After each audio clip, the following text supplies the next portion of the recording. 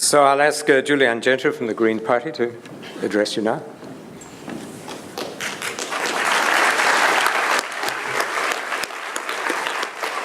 Tēnā koutou, tēnā koutou, tēnā tātou katoa. It's so amazing to be here tonight, to see this great turnout at the first public meeting.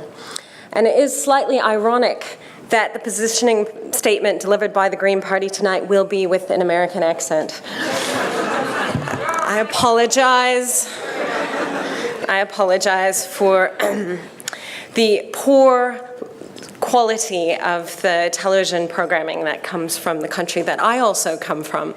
But in the United States, they also do have public broadcasting. And in fact, in every OECD country, except Mexico, New Zealand will be, with the closure of TV7, one of the only countries in the OECD that doesn't have publicly funded broadcasting. And it is so, so important. And the Green Party have long been champions of public broadcasting because we know that it serves such an important role.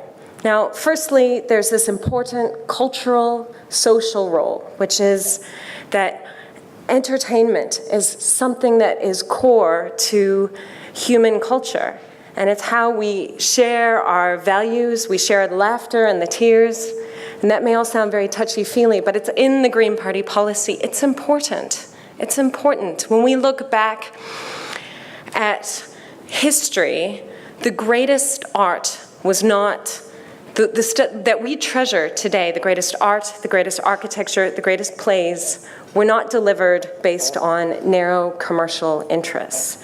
So in the future, it would be absolutely tragic if we lost that.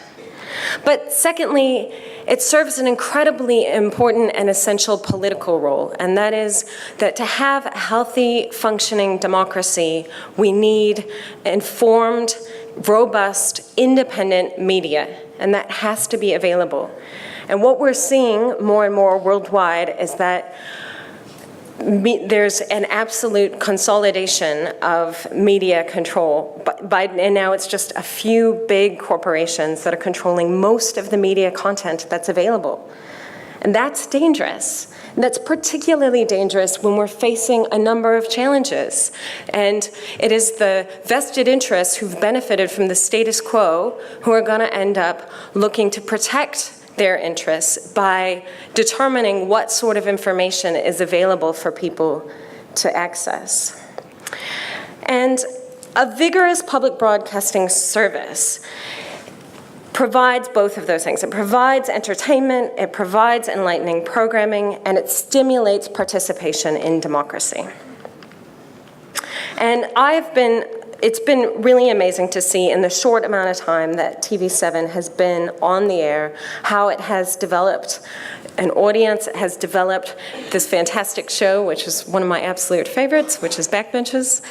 And it's gotten up to 1.4 million viewers a month, which you heard from Claire. And the Green Party absolutely welcomes Claire's members' bill, and we would support it 100% if it's pulled from the ballot. So as TV1 and TV2 are becoming increasingly commercialized, what we're finding is that there's less local content, there's less programming, and we're going to lose the opportunity, another economic opportunity, to support high-value, low-volume product, which is television programming. And that's something that we can nurture all of the incredible creative talent that exists here in New Zealand. We can be proud of it, and we can support it, because every successful industry that is an export industry in New Zealand has government support.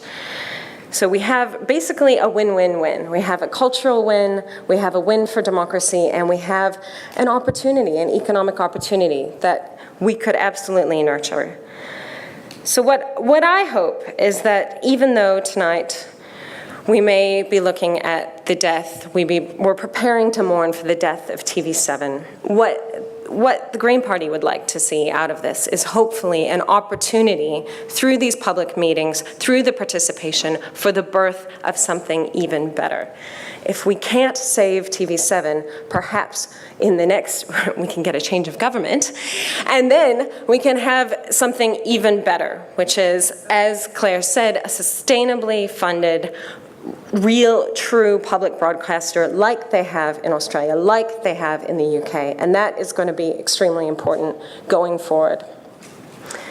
And one final point, which is slightly off topic, I thought I should share with you that I did bring some petitions here tonight, which are at the back table, so I'm sure you've all signed the petition to Save TV7.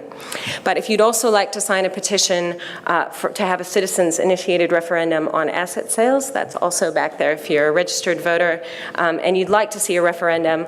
What I think is fantastic about some of the incredibly poor policies we're seeing coming out of the current government is a real desire to participate. So it's the real invigoration of civic participation, and hopefully we can see something much better come for that from our participation. Thank you so much for coming tonight, and thanks for inviting me.